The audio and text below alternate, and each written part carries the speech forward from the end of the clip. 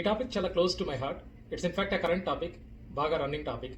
And కొన్ని సంవత్సరాల క్రితం అమెరికాలో ఎట్లా ఉండేదంటే, ఏ వస్తువు కావాలన్నా కానీ అమెజాన్లో ఆర్డర్ చేసుకుంటాము, అది చైనా నుంచి ఆటోమేటిక్గా ఆబ్వియస్లీ ఇంపోర్ట్ అయ్యి వస్తుంది. సో ఎట్లా అంటే చివరికి డైపర్ల దగ్గర నుంచి లైక్ యూనో ప్రతి much all the sophisticated item వరకు కూడా అక్కడి నుంచి వచ్చాయి. ఎంత అంటే even American flag is also manufactured made in China, అలా ఉండేది. అట్లనే కాకుండా వచ్చిన మన ఎకానమీ బాగా పంపప్ అయి చైనాలో ఎట్లుండదంటే, మేము ఇన్వెస్ట్మెంట్ కోసం ఏదైనా ప్రాపర్టీ చూద్దామని ఏదన్నా వెళ్తే, by the time we get ready with an offer, అక్కడ ఒక 10-11 చైనీస్ పీపుల్ లిటరలీ క్యాష్తో ఉంటారనమాట. ఇంత మనీ వాళ్ళకి పంపప్ అయ్యింది. They become like super power, in fact number 2 in the world. I do not have any problem with that. Like, US is number 1, they are number 2, that's okay. Like, they can grow, they have worked for it for 40 years. So here is the number, ఇక్కడ కాన్షియస్గా observe చేస్తే వాళ్ళకి ఒక పెద్ద aim ఏదో ఉంది. ఒక 2014 కల్లా we want to be super power in the world, but at the cost of what? At the cost of other countries. అక్కడ దిస్ నెంబర్ 1 అవ్వాలనుకున్న ప్రాసెస్లో, సో దానిలో వాళ్ళు వేరే కంట్రీని నాశనం చేయడము. ఇప్పుడు in fact 90% of the countries believe that China is the cause of corona virus. ఇంకా చూస్తే మనం కొంచెం డీప్గా అనలైజ్ చేస్తే, what they have been doing is, particularly from India perspective చూద్దాము. కొన్ని సంవత్సరాలుగా ఇండియా చుట్టుపక్కల ఉన్న countries like maybe Nepal, maybe Pakistan or Sri Lanka, Afghanistan, ఈ కంట్రీస్ అన్నింటినీ సంహవ్ నయానో భయానో గ్రిప్లో పెట్టుకున్నాయి. వాటికి అప్పులు ఇచ్చేసి, వాటికి ఇంకో రకంగా హెల్ప్ చేసేసి, భయపెట్టేసి వాటిని కంప్లీట్గా గ్రిప్లోకి వెళ్ళిపోయింది. Pakistan is under control. Nepal in fact రీసెంట్గా అది చేంజ్ ఇన్ ద మ్యాప్, తలా తోక మార్చేయడం, నేపాల్ ఇండియాని బోర్డర్స్లో కొన్ని కలిపేసుకోవడం, ఇలాంటివన్నీ చేస్తూ ఒక సిచ్యువేషన్ ఎలా వచ్చేసిందంటే, ఇండియాని ఏకాకి చేసి మొత్తం ఆల్మోస్ట్ ఏషియన్ కంట్రీస్లో చూస్తే after China India is the most populous country. వాళ్ళది 1.43 మిలియన్ పాపులేషన్ అయితే మనది 1.37. ఓకే, ఇంత పాపులేషన్ ఉన్న కంట్రీస్ రెండు. India is like emerging country and China is considered to be like already emerged and it's giving a tough fight for US. ఇక్కడ ఏమైందంటే, corona virus ప్రాసెస్లో American president right Trump, he actually give restrictions. China trade అనేది actually యూఎస్లోకి allow చేయకుండా he's giving the tough fight for that. So they need an alternative way. ఎందుకంటే China only manufacture చేస్తాయి. ఎట్లా అంటే, ఇప్పుడు యాపిల్ ఐఫోన్ డిజైన్ యూఎస్లో కాలిఫోర్నియాలో జరిగినా కానీ వెళ్ళి మ్యానుఫ్యాక్చరింగ్ జరిగేది చైనాలో. కానీ చైనాలో సేల్ అవ్వదు. పీస్ అంతా వచ్చేసి all over the world sale అవుతాయి. మళ్ళీ వాళ్ళ ప్రొడక్ట్లు వాళ్ళకి ప్రపంచం అంతా సప్లై చైన్ అవ్వాలి, కానీ అక్కడ మాత్రం సేల్ అవ్వకూడదు, వాళ్ళ జీడిపి ఎఫెక్ట్ అవ్వకూడదు. ఓకే, దానిలో చాలా ట్రిక్ ఉందన్నమాట అందులో. సో బాటమ్ లైన్ ఏంటంటే, వాళ్ళకి ఆల్టర్నేటివ్ కావాలి. అంటే వాళ్ళ ప్రొడక్ట్స్ బయటకు వెళ్తేనే వాళ్ళకి ఎకానమీ నడుస్తుంది. ఓకే, యూరోపియన్ కంట్రీస్కి వెళ్ళాలి. యూరోపియన్ కంట్రీస్కి వెళ్ళాలంటే they build their own corridor. In fact through Pakistan they build CPC corridor అనేది ఒకటి బిల్డ్ చేసుకున్నారు. అలాగే ఇండియాకి చైనాకి మధ్య LAC అంటే లైన్ ఆఫ్ కంట్రోల్ లాగా మనకు ఒకటి కంట్రోల్ ఉంది, వాళ్ళకి బోర్డర్ ఉంది. ఆ బోర్డర్ చుట్టుపక్కల ఇప్పుడు మొన్న గొడవ జరిగిన గ్వాలియర్ వ్యాలీ కానీ, అంతకుముందు లడక్ కానీ, అంతకుముందు జరిగిన డోక్లాం కానీ, వీటన్నిటిలో ఏంటంటే వాళ్ళు డిస్టర్బెన్స్ ఎందుకు క్రియేట్ చేస్తున్నారంటే, India is also building the routes. Okay, వాళ్ళు వాళ్ళ ఓన్ కారిడార్ బిల్డ్ చేసుకున్నారు. ఇండియా ఎక్కడ అడ్డొస్తుందో అని చెప్పేసి. అండ్ మోర్ ఓవర్, ఎప్పుడైతే కరోనా వైరస్తో వాళ్ళది ఇమేజ్ చాలా దెబ్బతిన్నారు.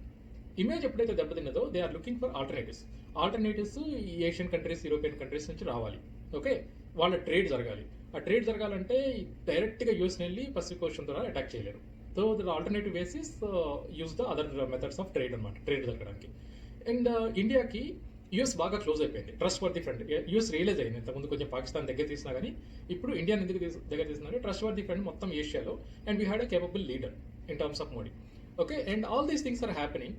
వాడికి ఇంకా అసలు చైనా వాళ్ళకి ఇది ఒక ఇదిగా తయారైపోయింది అనమాట. India is the only place that is actually coming between them and their future plans. By 2049 what they want be global power.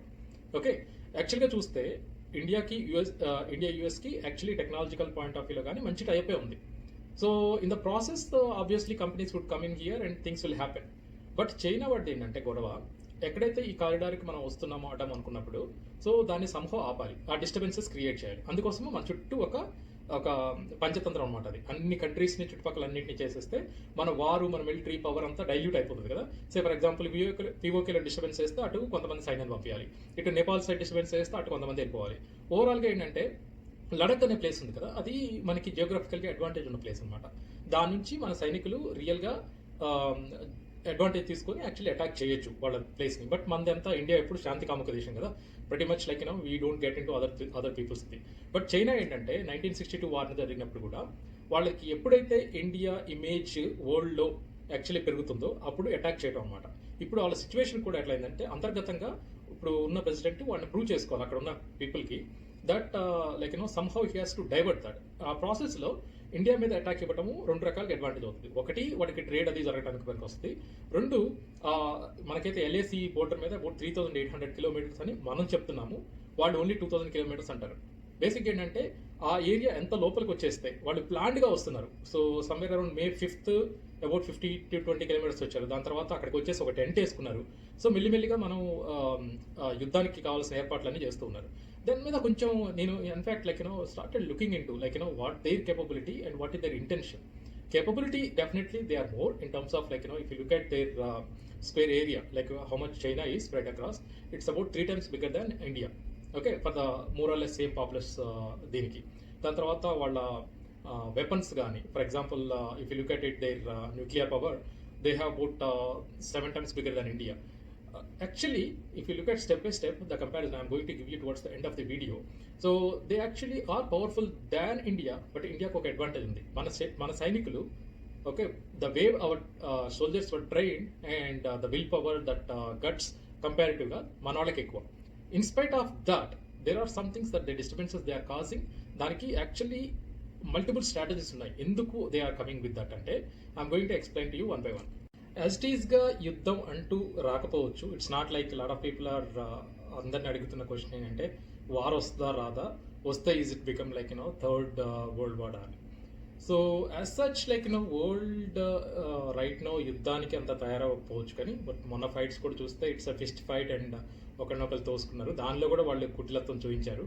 Just corona virus కేసులు ఎట్లయితే హైడ్ చేసినట్లే. So actually it suppose to be military commander లెవెల్లో discussion జరగాలి. ఆ discussion జరిగిన తర్వాత కూడా they came on and killed about 20 odd soldiers మన వాళ్ళని. ఇన్ఫ్యాక్ట్ ఒక తెలుగు అతను కూడా చనిపోయాడు పాపం. And that really touch my heart. So బేసిక్గా వార్ అనేది ఎకానమీ పాయింట్ ఆఫ్ వ్యూలో జరగవచ్చు, అండ్ నెక్స్ట్ ఆ పవర్ని యూజ్ చేసుకోవడం జరగవచ్చు. In fact one thing China does very well is most of the time వాళ్ళు ఆర్టిఫిషియల్ ఇంటెలిజెన్స్ అనేది బాగా వాడతారు.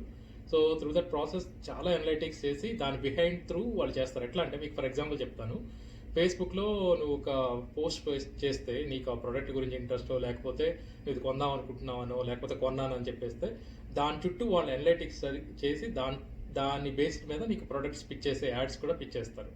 ఇన్ఫ్యాక్ట్ కరోనా వైరస్ టైంలో నాకు కూడా వచ్చాయి.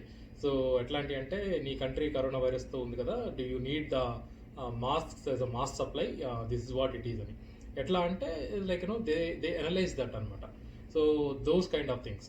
And also we have to right now ఇండియాలో అది బాగా జరిగింది, జరుగుతూ ఉంది. యూఎస్లో కూడా జరిగింది. That ban China in terms of their products. ఎంత చీప్గా వచ్చినా కానీ make in India and Atmanirbhar Bharat అని మోడీ గారు ఇచ్చారు. అది దాన్ని బాగా ఉపయోగించుకోవాలి.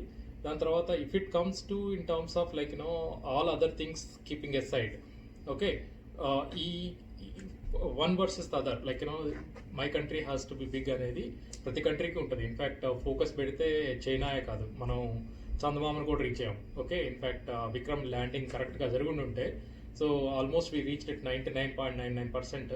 సో ఫోకస్ పెడితే బిగ్ డీల్ కాదు. సో దానిలో ఏంటంటే the message that I'm trying to say is, మ్యానుఫ్యాక్చరింగ్గా చైనా ఎట్లయితే ఒక ఫ్యూ ఇయర్స్ ఫోకస్ పెట్టేసి ఎట్లయితే సూపర్ పవర్గా ఏషియాలో ఎదిగిందో, మనం కూడా అట్లా మనకి ఇండియాకి ఒక అడ్వాంటేజ్ ఏంటంటే యూత్ అనేది చాలా ఎక్కువ ఉంది. So if you utilise that, if you utilise technology and with the support of US, India can become or will become right super power. అంతేగాని ఇట్లాంటి నాన్ సెన్స్లు బయట నుంచి వచ్చే ఫోర్స్లు ఏం చేయలేవు. So that's another thing. ఇంకా యుద్ధం అంటూ వస్తే in terms of war, okay, military point of వ్యూలో చూస్తే వీఆర్ ఈక్వల్లీ పవర్ఫుల్ అండ్ నా belief that where we exist right now. And 1962 India కాదు డెఫినెట్లీ, అండ్ కేపబుల్ లీడర్షిప్ ఉంది. But one thing that we all need to not forget is, ఒక 2-3 రోజులు ఇప్పుడు మన సైనికులు చనిపోయారు, చాలామంది సింపథిక్గా మెసేజ్ పెట్టారు, ఫేస్బుక్లో పెట్టారు, అంత బాగుంది. ఈవెన్ మన పొలిటీషియన్స్తో 2 నిమిషాలు మౌనం పాటించారు. 4 రోజులైన తర్వాత మర్చిపోతారు, ఇంకో ఇష్యూ మీద మారిపోతారు. బేసిక్ ఏంటంటే this has be constant force on behind us saying that make in India and use the technology. We need to become manufacturing superpower, just like what other country like China has done, or all other countries self supply chain అంతా కూడా పర్ఫెక్ట్గా design అయి ఉంటాయి. So ఇలాంటివన్నీ కూడా మనం ఏం చేయలేవు. This all temporary and I hope peace is going to be there around. మన సోల్జర్స్ ఎక్స్ట్రీమ్ వెదర్ కండిషన్స్లో రియల్లీ ఆర్మీ వెహికల్స్ కూడా వెళ్ళవు. లడక్ గాల్వాన్ లోయల్లో చూస్తే లైక్ ఆర్మీ వెహికల్స్ కూడా వెళ్ళని ప్లేస్లో ఓకే వాళ్ళ ఫ్యామిలీస్ని పక్కన పెట్టి కులమతాలు పక్కన పెట్టి మన కోసం ఫైట్ చేస్తూ ఉన్నారు. వాళ్ళ గురించి కొన్ని సెంటెన్స్ నేను ఫ్రేమ్ చేసుకున్నవి. Excuse me, this the first attempt for me to put together those kind of sentences. సైనికులం మేము సైనికులం, లేదు మాకేది కులం, గతం అంటూ భవిష్యత్ అంటూ ఒకే ఒక్క లక్ష్యం, మాతృభూమి పురిటి గడ్డ కోసం ఇచ్చామే జీవితం. కులమంటూ మతమంటూ ధనిక అంటూ పేద అంటూ మనలోనే కొట్టుకు చచ్చి మన ఆయుధాన్ని శత్రువుకి ఇద్దామా మనం. యుద్ధమంటూ వస్తే శక్తి అంటూ కావాలంటే చాటుదామా మనలో ఐక్యతా బలం. సరేలే, నీకు ఎవరి మూవీ స్టోరీ ఉంది కదా. Finally why I'm telling is అక్కడ ఏంటి, ఒక సోల్జర్ తన కొలీగ్ వార్ ఫైట్లో చనిపోబోతుంటే ఆ ఫ్యామిలీకి వచ్చేసి ఆయన ఫుల్ అన్ని రెస్పాన్సిబిలిటీ తీసుకొని హెల్ప్ చేస్తారు కదా మహేష్ బాబు మూవీ మొత్తంలో. That is the story. Probably that's a movie. We we not be able to do all that, but we can do one thing, that make in ఇండియాకి 100% సపోర్ట్ చేయటం, China వాటిని ban చేయడము, China టెక్నాలజీని probably stay away from it if as much as possible. Third thing is build our own infrastructure. Technology advantage తీసుకునే కదా China ఎదిగింది. మనం కూడా ఆ యాంగిల్లో ఆలోచిస్తే definitely we are going to do that. ప్రతి దానిలో నేను ఇచ్చే మెసేజ్ అదే కదా, యుద్ధం అంటే నువ్వు లైక్ దిగి యుద్ధాలు చేయక్కర్లేదు, but with in our reach, with in our boundary we can do things, it shall helps eventually for the country. So that's what the message is about. And finally I will end with this: Jai Jawan, and make India proud by doing the things that are required for the country. See you with the next week with another video. భగ భగ భగ భగమండే నిప్పుల వర్షమొచ్చినా జనగణమన అంటూనే దూకేవాడే సైనికుడు. ఫెళ ఫెళ ఫెళ ఫెళమంటూ మంచు తుఫాను వచ్చినా వెనకడుగే లేదంటూ దాటేవాడే సైనికుడు. దడ దడ దడ దడమంటూ తూటాలే దూసుకొచ్చినా తన గుండెను అడ్డు పెట్టి ఆపేవాడే సైనికుడు. మరణాయుధాలు ఎన్నెదురైనా ప్రాణాన్ని ఎదురు పంపేవాడు ఒకడే ఒకడు, వాడే సైనికుడు. సరిలేరు నీకెవ్వరు, నువ్వెళ్ళే రహదారికి జోహారు.